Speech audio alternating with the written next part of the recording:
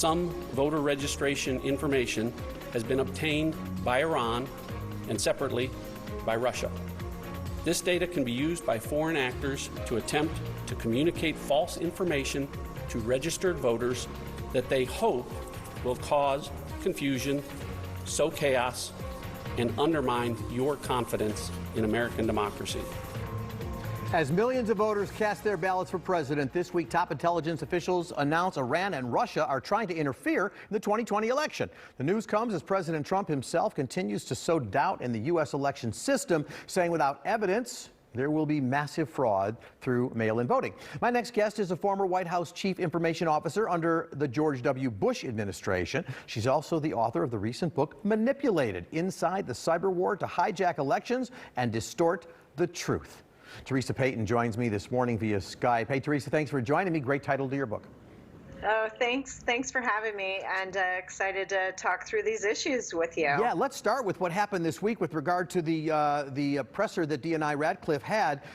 First of all, how worried should people be? You know, in that instance, apparently people were getting emails saying you better vote for Trump or we're going to find you and come after you. Signed, the Proud Boys. The administration called that a anti-Trump thing. I'm not sure it was, but what was your take, and should people be concerned? Well, people should be concerned. I mean, this was a watershed moment.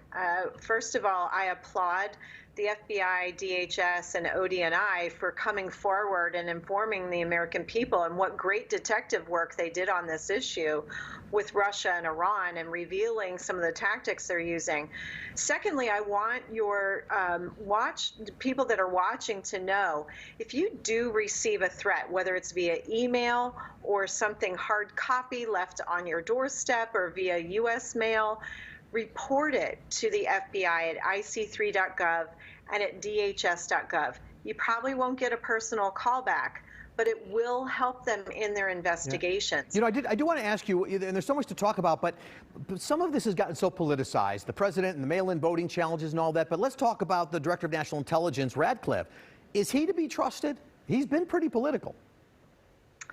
Yeah, I don't, so I'm not a political, but I'm much more of a kind of a policy person. Okay. And, you know, what I would say on the topic of kind of picking winners and losers, whether or not, you know, Iran is for or against Trump or Russia is for or against Trump. One of the things that we do know is at the beginning of October, the United States, this administration, actually imposed some pretty bruising sanctions on Iran.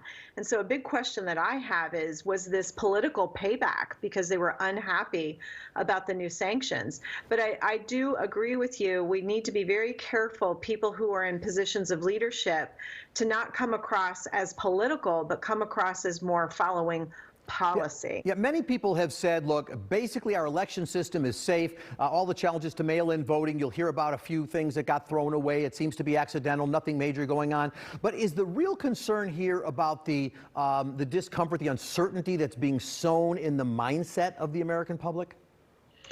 You are so spot on with that comment, and that's the whole point of the cyber operatives who conduct these manipulation campaigns, whether they're nation states or local Americans or anybody. One of the things they want to do is to sow that seed of, I'm not sure that everything was fair and above board, and if they can sort of make everybody feel like you don't know what to believe, it leaves you open to believing almost anything. Let's talk about election night for a moment before we have to wrap, which is, what do you expect? I mean, all analysts, including myself, have said don't expect results on election night. I'm wondering whether you have a sense of whether the presidential election would get decided, could get decided, but even, you know, congressional races, that kind of thing. What are we in for? Well, we've had a record number of early voting. Over 40 million Americans have voted early in person. We will have a record number of mail-in and absentee ballots. That mail-in absentee ballot for many states cannot be opened to be counted and validated until November the 3rd. I do believe we're not going to know for days, maybe weeks, who the actual winner is of any close races. So this could be the presidential race, and it could go through the Senate, the House, and even local races. And not to mention the courts, right? Yeah, and not to mention the courts as well. Yeah, that's why we've been monitoring that. And the change in the Supreme Court is going to be very interesting. Well, thank you for that insight. The bottom line is people need to just keep the faith and realize it may take a while till we get election results. Exactly. And if on election day or early voting you feel like you're seeing an irregularity, absolutely take the time to report it to your state board of elections. Yeah. They will look into it. All right. Therese Payton, thank you so much for your time. Congratulations on the book. I'm sure we will talk to you again. Thank you. Thanks for having me. All right, coming up next on the WGN-TV Political Report. The problem they have, and the advantage that the opponents of this have, is that this requires trust. Everything you need to know about the Graduated Income Tax Amendment. We are separating fact from fiction in this week's Closer Look. Don't go anywhere.